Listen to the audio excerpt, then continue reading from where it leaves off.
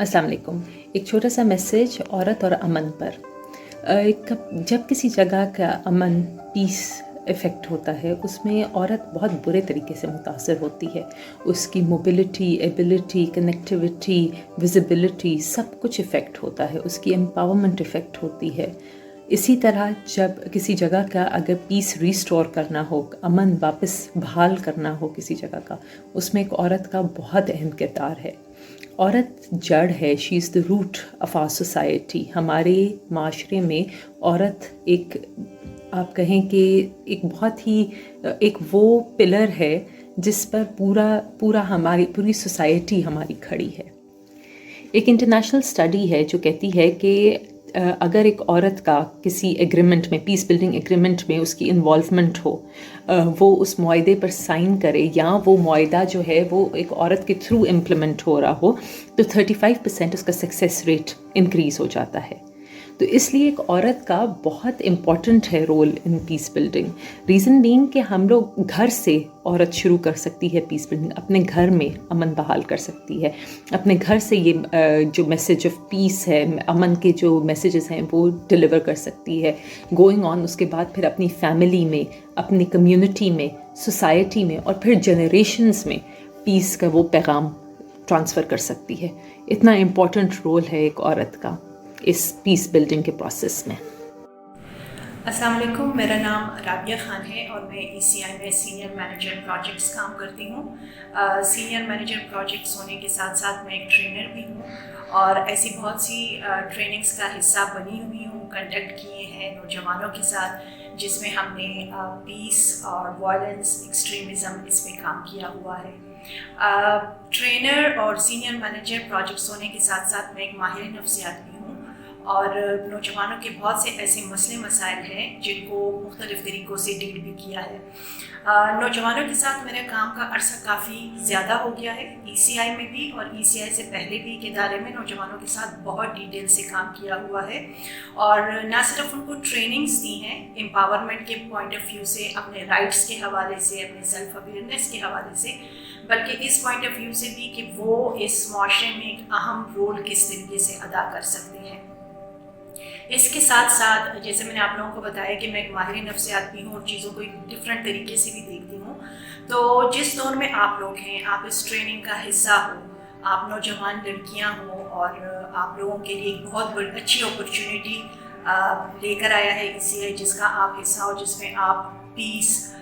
Violence, extremism, इसके different concepts पे काम कर रहे हो। लेकिन थोड़ा सा मैं इसको रिलेट करूँगी आप लोगों की ज़िंदगियों से। देखें, आप कॉलेजेस, यूनिवर्सिटी, स्कूल्स वगैरह में जब बच्चियाँ होती हैं, लड़कियाँ होती हैं, नौजवान होते हैं, बच्चियाँ तो नहीं कहना चाहिए, नौजवान होते हैं, तो इसमें हम अपने माशरे में ज़्यादातर ये सुनते हैं कि मर्द तशद्दुद करते हैं ख़वातीन पे। ये बिल्कुल सही है, लेकिन इसके साथ साथ जो कि प्रैक्टिस हैं, अगर आप लोग अपनी लाइफ्स की तरफ देखो, अपनी प्रैक्टिकल लाइफ में देखो, आपको देखने में भी और सुनने में भी नज़र आया होगा कि बाज़ औक़ात लड़कियाँ भी तशद्दुद का हिस्सा बन जाती है, तशद्दुद करने वालों में शुमार हो जाती है। यूजुअली तो हमने सुना है कि ख़वातीन पे तशद्दुद होता है, लेकिन ये एक कंपोनेंट है जिसकी तरफ मुझे लगा कि इसमें बात करने की ज़रूरत है, क्योंकि आगे जाके आप लोगों ने इसमें एक बहुत अहम किरदार अदा करना है। यूनिवर्सिटीज़, कॉलेजेस में आप लोगों ने देखा होगा कि लड़कियाँ लड़कियों के साथ पीयर प्रेशर में आके कुछ इस तरह की एक्टिविटीज़ की तरफ आती हैं, या फिर वो बुलिंग का शिकार होती हैं, जिसमें लड़कियों का एक ग्रुप बन जाता है और वो लड़कियां जो शाय होती हैं, सेल्फ कॉन्फिडेंस थोड़ा सा उनका लो होता है, या फिर वो अकेली होती हैं, दोस्तियां नहीं होती, तो उसको बुली किया जाता है, उनका मजाक उड़ाया जाता है। इसके अलावा उनको इस तरीके के कमेंट्स सुनने को मिलते हैं जिसका डायरेक्ट इफ़ेक्ट एक लड़की की जहनी सेहत पे होता है। ज़ाहिरी बात है, एक लड़की को इस तरीके से उस पर तशद्दुद किया जाए, अब जैसे तशद्दुद की मुख्तलिफ़ किस्में हैं, तो इसमें ज़बानी तशद्दुद है, ठीक है, इसमें इमोशनल वायलेंस जिसे कहते हैं, जहनी या जज्बाती तशद्दुद होता है, तो उससे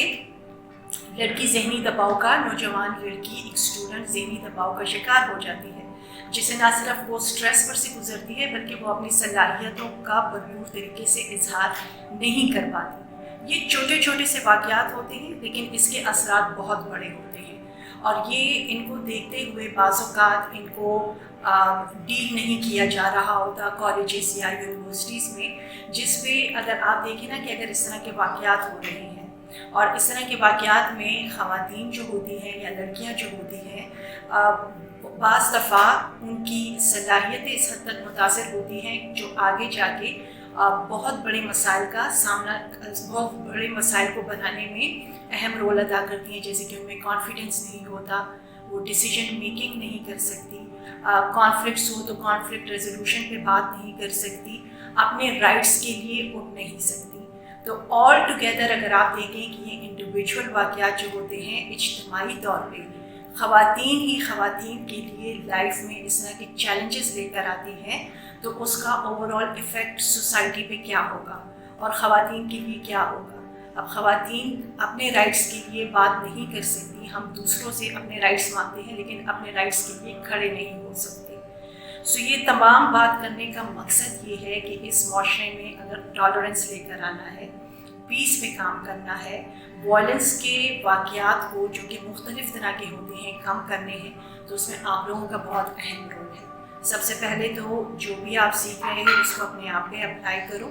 پھر آپ کے گھر والے ہیں، اور اوور آل اگر آپ لوگوں کی اس میں ایفرٹس ہوں گی جہاں پر آپ کسی کے لیے کھڑے ہو سکتے ہیں یا آپ یہ بتا سکتے ہیں کہ اس کے آفٹر ایفیکٹس اتنے زیادہ ہو سکتے ہیں، تو بہت تک آپ اپنا ایک مثبت کردار ادا کرتے ہو اور جس کا مثبت اثرات جو ہے سوسائٹی پہ ایز اے ہول آئیں گے۔ سو تشدد کے حوالے سے آپ نے ڈفرینٹ پرسپیکٹیو سے ڈفرینٹ لوگوں کی بات بھی سنی ہوگی، ٹریننگ پہ آپ لوگوں کو بہت سے ڈفرینٹ کانسیپٹ کلیئرٹی بھی دی ہوگی، لیکن انسان ہونے کے ناطے فزیکل ہیلتھ، مینٹل ہیلتھ بھی بہت اہم رول ادا کرتا ہے، اور اگر آپ ذہنی طور پر ان چیزوں کو سمجھ سکیں کہ کس حد تک ایک انسان کی انفرادی اور اجتماعی طور پہ جو صلاحیتیں ذہنی جسمانی ہوتی ہیں اگر وہ ٹھیک نہیں ہے تو آپ اپنا اہم کردار ادا نہیں کر سکتے۔ اس بات پہ سوچیے گا اور دیکھیے گا کہ آپ اس میں اپنا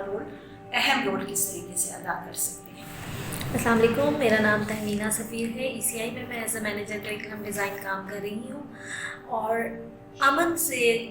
امن پہ جو ہے 2012 سے ECI کام کر رہا ہے، اور امن پہ ہماری جتنی بھی تربیت اور تربیتی مواد تیار ہوئے ہیں اس میں میں نے خاص طور پر اپنا جو ہے وہ رول ادا کیا ہے۔ اب تک ECI نے بھی جو کام کیا ہے، اور ہم نے وہ نوجوان لڑکوں کے لیے خاص طور پر تربیتیں کروائی گئی ہیں۔ یہ پہلی دفعہ ہے کہ ہم امن پہ خواتین کے ساتھ کام کر رہے ہیں، اور مجھے بہت اچھا لگ رہا ہے خواتین کو اس طرح دیکھ کے کہ وہ اس طرح سے پرجوش اور سرگرم ہیں اور امن کے لیے کام کرنا چاہتی ہیں۔ امن ہے کیا؟ امن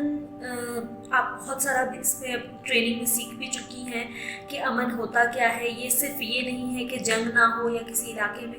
مسئلے، لڑائی جھگڑے اور تشدد ہو، اس کے علاوہ بھی بہت ساری ایسی صورتحال جس میں کسی طرح کا بھی کوئی لڑائی جھگڑا نہ ہو، دو لوگوں کے مابین کوئی مسئلے نہ ہو یا آپس میں کوئی گروپ بندی نہ ہو، تو یہ سب امن سے متعلق ہے۔ اب سوال یہ پیدا ہوتا ہے کہ خواتین کو اس میں کیوں شامل کیا جا رہا ہے، یعنی آپ کیا کرنے جا رہی ہیں۔ تو خواتین جو ہے وہ کسی بھی گھر میں، معاشرے میں خواتین کا ایک بہت اہم اور بہت مین کردار ہے، اور ہم خاص طور پر خواتین کو فیصلہ سازی میں اور اس طرح کے دیگر معاملات میں بھول جاتے ہیں، اور ہم لوگ یہ سمجھتے ہیں کہ شاید مرد ہی سب کچھ کر سکتے ہیں، لیکن دراصل خواتین کا ایک بہت اہم رول ہے۔